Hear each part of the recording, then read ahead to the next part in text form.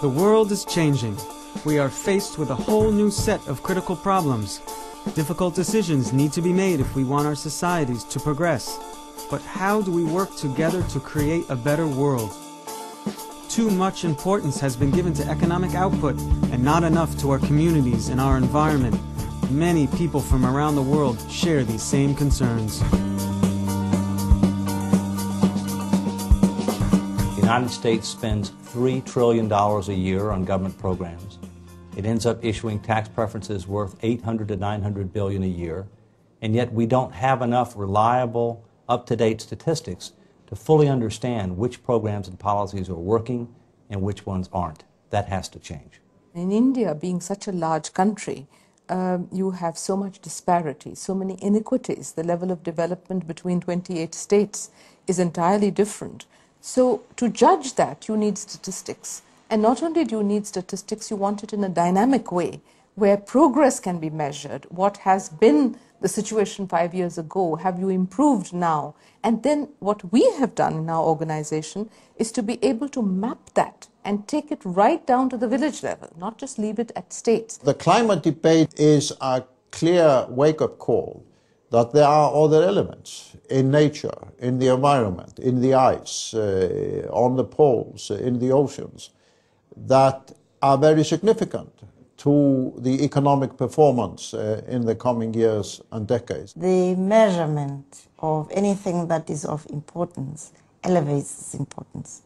And in our interconnected world, migration is certainly a key factor in sustainable development. It's not simply about more money.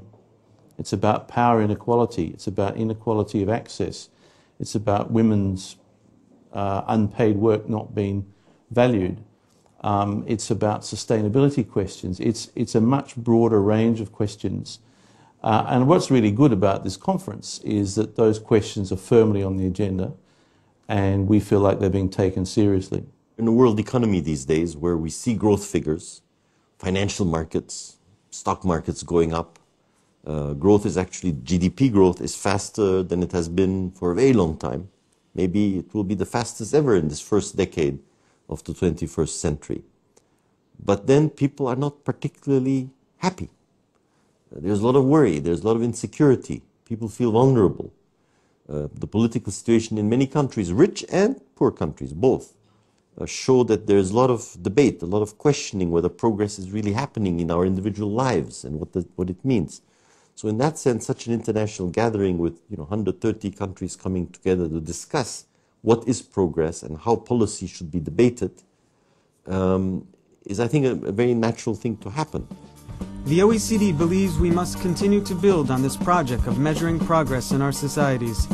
3 years after the first forum in Palermo in 2004, this second World Forum, hosted in Istanbul, has been attended by over 1,200 people from over 130 countries. Ladies and gentlemen, welcome to the second OECD World Forum on Statistics, Knowledge, and Policy.